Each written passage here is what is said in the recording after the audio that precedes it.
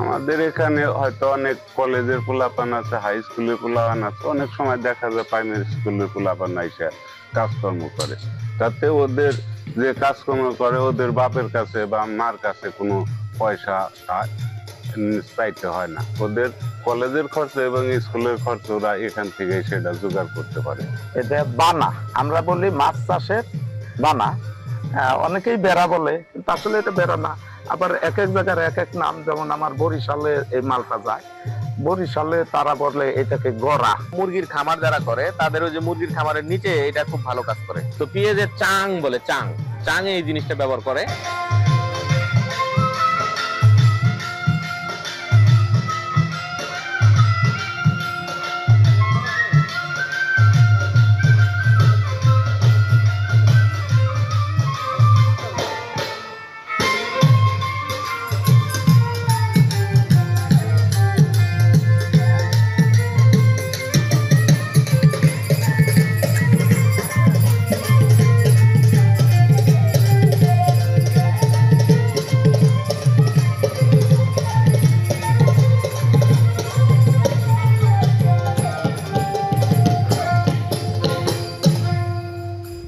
আসসালামু আলাইকুম রহমতুল্লাহ।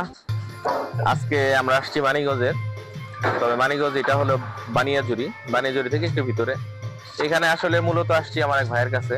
এখানে আমার এই ভাইয়ের মতো আরো বেশ কয়েকজন ভাই আছে যারা বাঁশ দিয়ে আসলে কাজ করেন। ভাই, আপনার নামটা একটু বলেন তো প্লিজ। আমার নাম কমল রাজবংশী। কমল রাজবংশী। রাজবংশী। কমল দা, আমাদের এখানে এই যে আপনি বাঁশের বিজনেসটা করেন, মূলত কত বছর সময় আপনি এটা করতেছেন? আমার এই ব্যবসার বয়স 20-21 বছর। 20-21 বছর। এটা কি আপনার বংশ পরাক্রমে করতেছেন? আপনার বাপ দাদারও করতো না আপনি প্রথম? না, আমার বাপ দাদাই করতো না, আমার বাবাই আরত করতো। এটা আমি করছি, আমার এক চাচাই করতো। চাচার ইয়ে দেখা দেখিতেই মানে আমি এই ব্যবসাটা করতে পারি। চাচা তো আপনার বংশেরই। বংশেরই, তাহলে বলা যায় আর কি এটা বংশ পরাক্রমে। যাই হোক, আমরা বাঁশের দিয়ে যে এই যে পিছনের দিকে আছে, এটা আসলে এটার নাম আসলে কি দিই আমরা? এটা বানা, আমরা বলি মাছ চাষের বানা। অনেকেই বেড়া বলে, কিন্তু আসলে এটা বেড়া না। আবার এক এক জায়গার এক এক নাম, যেমন আমার বরিশালে এই মালটা যায়, বরিশালে তারা বলে এটাকে গড়া। আচ্ছা, যাই হোক, বিভিন্ন জেলায় বিভিন্ন নামে ডাকা হয়, তবে আমাদের মানিকগঞ্জের ভাষায় এটাকে আমরা বলি বানা। তো এই বানাটা আসলে কি কি কাজে লাগে আমি দাদার কাছে জানতে চাইবো, সেটা একটু বলেন যদি দাদা। এটা কি কি কাজে ব্যবহার করা হয়? এটা মাছ চাষের কাজেই বেশি ব্যবহার করে।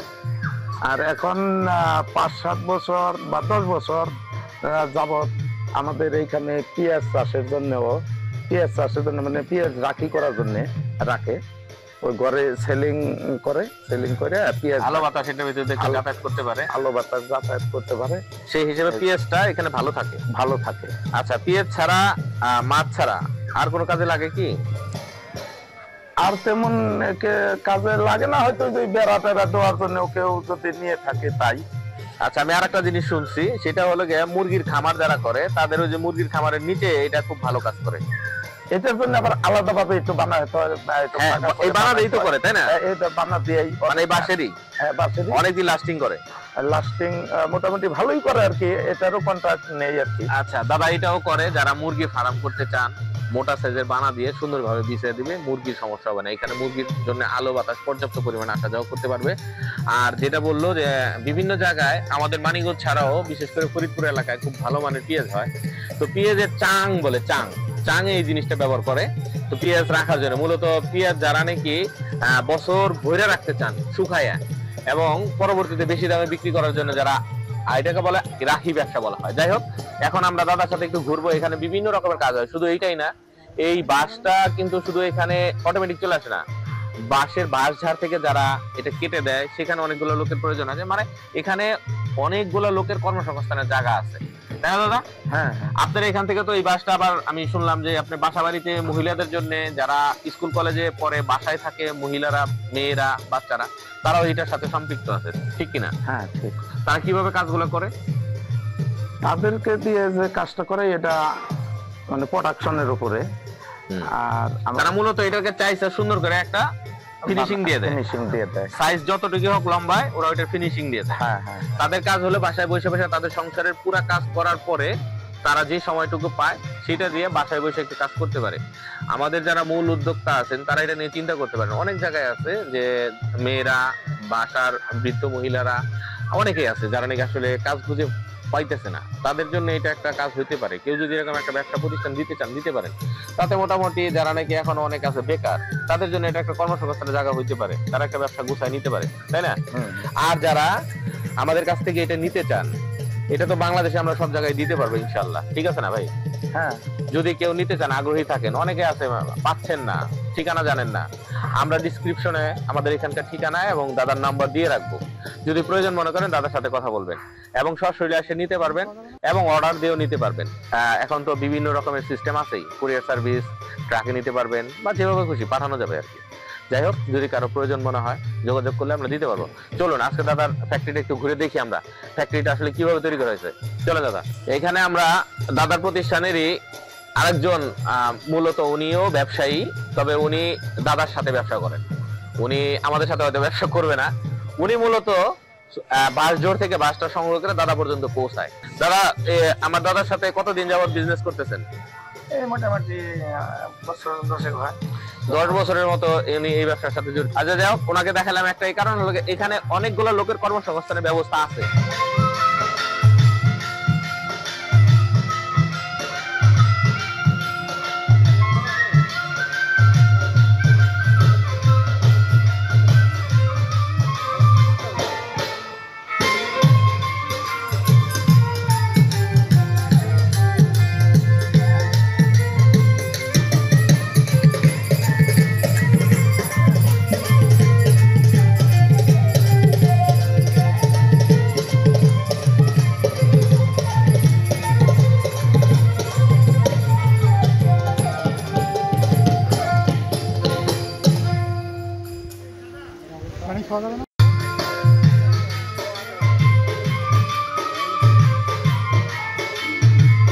এটা কতদিন যাবত করতেছেন?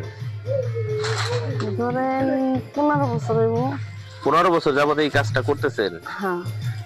আরেকটু জিজ্ঞেস করি, এই কাজটা তো মানে এই জায়গা আসলে গ্রাম হিসেবে এই কাজগুলো তো আসলে গার্মেন্টস টার্মেন্টস বা এলাকা উন্নয়নের জন্য অনেক কিছু থাকলে মহিলারা যা করতে পারে, সেই হিসেবে গ্রামের ভিতরে অনেক ভালো একটা কাজ কিন্তু হচ্ছে, তাই না? আপনারা তো সাংসারিক কাজ কইরার পরে এই কাজটা করেন, তাই না? মানে কোনো জোর জুলুম নাই যে এটা কইরেই দিতে হইব, আজকেই লাগবো না, তাও মানে একটু ইমার্জেন্সি থাকলে ওনারা একটু চাপ দেয় যে এই কাজটা একটু তাড়াতাড়ি উঠাই দিন, তাই না? আচ্ছা, এখন আপনারা যে এটা তো ওরা দেখলাম যে বাঁশগুলো ফাইরে ফাইরে তারপরে দিয়ে দিছে, কিন্তু ওই সময় চাষা চুষা ছিল না, গ্রামে দেয়, গ্রামে সবাই চাষার লোক আলাদা, চাষার লোক আলাদা, তারপরে বাইন দেওয়ার লোক। এই যে আমরা খালি আপনারা যেটা করতেছেন এটা বাইন দেওয়া, তাহলে আমরা এটা বাইন দিব, আপনারা শুধু বাইন দিবেন না? মানে বাইন দেওয়া মানে হচ্ছে সুতা দিয়ে, এটা হলো লাইলন সুতা, এই যে লাইলন সুতা, এই সুতাগুলো সহজে নষ্ট হবে না, এটা 2-10 বছর পর্যন্ত নষ্ট হবে না, এতটা শক্ত মজবুত লাইলন সুতা। সেই সুতা দিয়ে ওনারা এটাকে পর্যায়ক্রমে একটার সাথে আর একটা এইভাবে সেট করে এবং সমান করে তারপর এটা কাজ চালাই দিতেছে। এটা শেষ করবে কত বড় পর্যন্ত করেন? যতখানি লাগে ওরা কি মাপ দিয়ে দেয়? না, এটা 10 হাত যে অর্ডার দেয়, হয়তো 8 হাত বানিবের কয়, আবার কত 10 হাত বানিবের কয়, কত 12 হাত কয়। আচ্ছা, এখন 10 হাত 12, হ্যাঁ, অর্ডারের উপরে নির্ভর করে আপনারা বানান ওই মাপে মাপে। এখন এটার পয়সাটা আপনাদেরকে কিভাবে দেয়? পয়সাটা হয়তো এত দূর তো বলা হারুম না, এক হয়তো ধরেন যে সংখ্যা সিজন, হ্যাঁ, ওই সময় একটু বেশি দেয়, এই সংখ্যা একটু বেশি নেয়, আবার যে সিজন ছাড়া সেই সংখ্যা একটু কম নেয়। আচ্ছা, যাও ওইভাবে না যাই, মাসে মোটামুটি কত টাকার মতো আপনি ইনকাম করতে পারেন? মাসে আমরা হয়তো ধরেন কাম টাম কইরে রান্না বাড়ি টাড়ি কইরে টাকামাগো 2000-2500 এমনি করে করে। মোটামুটি কথাটা হলো কি, গ্রামের বাড়িতে আজাইরা আছে না অনেক লোকজন, তাদের কাজের একটা জায়গা বাইর করা হয়েছে এই জায়গায়। মূলত ওইখানে সে প্রতিষ্ঠান আছে প্রায় 5-7টা। তো ওনারা এই প্রতিষ্ঠানটাকে চালাই দেওয়ার জন্য গ্রামে এইরকম এই বাতাগুলা ওরা শুধু ফাইরা দেওয়ার পর গ্রামে পাঠায় দেয়। আমাদের মা বোনেরা আছে, তারা বাড়িতে বসে বাতাটা সুন্দর চাইসা সিস্টেম করে দেয়। সিস্টেম করার পরে ওইখান থেকে আবার হাত ঘুরে এইখান পর্যন্ত আসে। এইখানে আসার পরে এইভাবে আবার এই সুতা দিয়ে এটাকে বাইন্দা ফিনিশিংটা দেওয়া হয়। ফিনিশিংটা দেওয়ার পরে চলে যায় আবার ওনার কাছে। উনি ওনার ক্রেতার কাছে তখন এটা সাপ্লাই করেন, বিক্রি করেন। হ্যাঁ তো এর ভিতরে, এই প্রসেসিং এর ভিতরে ওইখানে দেখেন একটু খেয়াল করে অনেকগুলো সুতা দিয়ে ওগুলো বাঁধা হয়েছে, একটা দুইটা সুতা না, কিন্তু পর্যায়ক্রমে প্রায় মুঠোমাত বা হাফাত পরিমাণে বাঁধা হয়েছে সুতা দিয়ে। 4 হাতে 10টা নাগে, হ্যাঁ আর হলো 5 হাতে 12টা নাগে, 6 হাতে 13। জায়গাটার একটা হিসাব আছে, হিসাব করে ওনারা বাঁধেন। তবে এখন কথা হলো এখানে টাকার পরিমাণ অনেক বেশি না, তবে যতটুকু আছে মাস শেষে 3-4 হাজার টাকা ঘরে বসে কামাই করা, নিজের সংসার সামলায়, বাচ্চা কাচ্চা দেখে, হাঁস মুরগি পাইলে, গরু ছাগল পাইলে, এই 3-4 হাজার টাকা আমার মনে হয় খারাপ না।